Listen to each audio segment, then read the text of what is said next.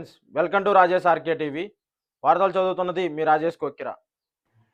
దర్శిలో యాదవరాజులు నిర్వహించిన కృష్ణాష్టమి వేడుకల్లో పాల్గొన్న ఒంగోలు పార్లమెంటు అధ్యక్షులు నొకసాని బాలాజీ గారు, దర్శి నియోజకవర్గ TDP in charge doctor Guttapalli Lakshmi గారు, దర్శి మాజీ శాసనసభ్యులు నారశెట్టి పాపారావు గారు, దర్శి టీడీపీ యువ నాయకులు కడియాల్ లలిత సాగర్ గారు, జబర్దస్త్ యాక్టర్ నెమల్ రాజు గారు, దర్శి నియోజకవర్గ టీడీపీ నాయకులు పాల్గొన్నారు.